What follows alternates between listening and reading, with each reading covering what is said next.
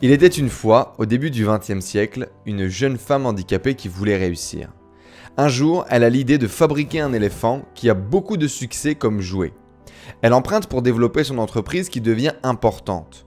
Malheureusement, quelques années après, il y a une période de récession économique. L'entreprise a moins de commandes et les banquiers, ne faisant pas confiance à une femme qui lui donne une semaine pour régler les échéances. Ne pouvant pas payer ses employés, celle-ci leur annonce la nouvelle. Ayant toujours été bonne avec son équipe, il décide de continuer de travailler jusqu'au bout et fabriquer le nouveau jouet qu'elle avait créé et qui était un nounours en peluche articulé. Elle se rend à un salon pour vendre celui-ci, mais toutes les entreprises en voulaient une toute petite quantité pour une bouchée de pain.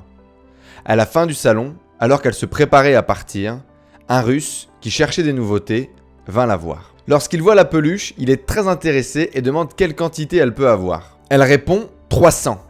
Mais cela ne lui convenait pas et il s'apprête à partir. Elle le retient alors pour lui demander la quantité qu'il désire. Il en voulait 3000 et en un temps rapide. Elle accepte alors et a pu sauver son entreprise. Moralité de l'histoire. Il ne faut pas baisser les bras et croire à ce que l'on fait. Il faut se battre jusqu'au bout pour pouvoir y arriver. Il y a toujours des solutions pour celui qui se bat. Gérer une entreprise n'est pas une chose facile. Vous avez déjà eu le courage d'entreprendre, qui est extraordinaire et très courageux. Entreprendre et échouer sont des mots qui vont de pair pratiquement. Et il va falloir échouer pour apprendre et pour continuer d'entreprendre et d'entreprendre des choses de plus en plus grandes et belles.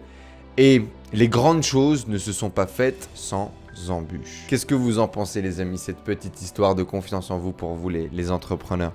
Moi je trouve cette petite histoire très inspirante, très réaliste également. Cette femme qui veut développer son entreprise, qui voit se faire mettre des bâtons dans les roues, c'est finalement le commun des mortels, c'est finalement en tout cas le commun de l'entrepreneur.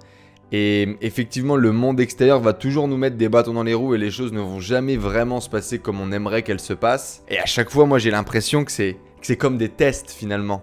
C'est comme des confirmations. C'est comme si le monde voulait une confirmation si vraiment on était sûr de vouloir réussir ce que l'on a envie d'entreprendre. En tout cas, moi, c'est comme ça que j'ai décidé de l'interpréter.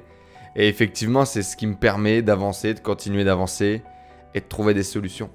Il y a autre chose qui est très parlant, très inspirant dans cette histoire, c'est la manière avec laquelle elle a réussi à créer une relation puissante avec ses salariés, un leadership tellement fort que même le jour où pendant cette période économique il y a un problème, les salariés croient en son projet, ils continuent d'investir leur temps pour que ça fonctionne sans avoir l'assurance d'être payé. Waouh, quelle leaduse! Qu'est-ce qu'elle a dû développer comme relation de confiance, comme relation d'amour avec ses salariés pour qu'ils croient tellement en elle qu'ils continuent de travailler.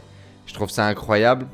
Et la dernière chose qui est vraiment très impactante pour moi et que je me revois vivre à mon échelle, c'est effectivement, t'y crois plus, t'es au dernier souffle, t'es au dernier moment, t'as envie d'abandonner, il n'y a plus aucun signe que ça va bien se passer.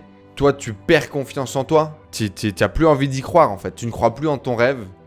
Et tu vas recevoir un cadeau de l'univers, tu vas recevoir quelqu'un sur ta route, un message qui va te permettre de repartir. Et effectivement, si par exemple, quand elle répond 300, le mec se barre, c'est effectivement aussi il faut creuser, il faut aller plus loin, il faut continuer. Même si les premiers signes que tu as obtenus ne sont pas positifs, ne vont pas dans ce sens-là, va au bout.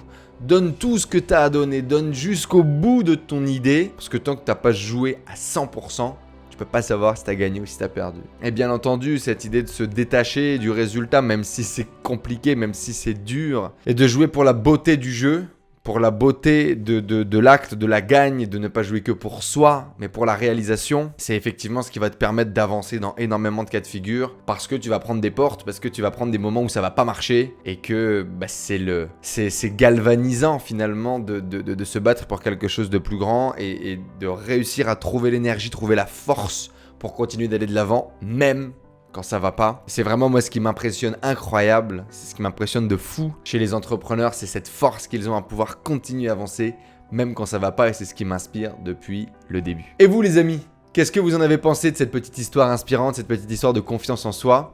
N'hésitez pas à nous le dire là dans les commentaires juste en dessous.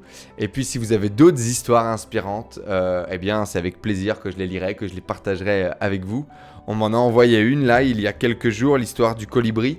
Du coup je vais la lire, je vais voir et je vous ferai peut-être une vidéo si encore une fois je suis inspiré et que j'ai vraiment envie de vous partager cette histoire et que je pense que ça peut créer quelque chose chez vous. Si vous voulez aller plus loin les amis, si vous voulez développer votre état d'esprit et créer du développement personnel au quotidien dans votre vie, regardez le premier lien qu'il y a dans la description. Je vous offre une formation 100% gratuite dédiée à comment développer votre état d'esprit et comment créer du mindset dans votre vie au quotidien. Comment rendre le développement personnel très pragmatique, très pratique et quelles actions mettre en place au quotidien dans votre vie pour vous élever votre niveau de conscience.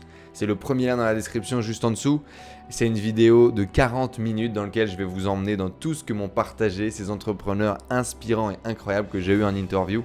Et puis pour vous permettre de vous développer et d'aller de l'avant. Le premier lien dans la description juste en dessous les amis. Et puis je suis impatient de vous rejoindre de l'autre côté.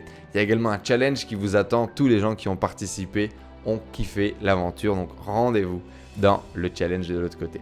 Merci d'avoir suivi cette vidéo. Rendez-vous dans une prochaine histoire de confiance en soi, une prochaine histoire inspirante. Rendez-vous dès demain pour plus de confiance en soi, plus de conseils en développement personnel et en développement d'entreprise.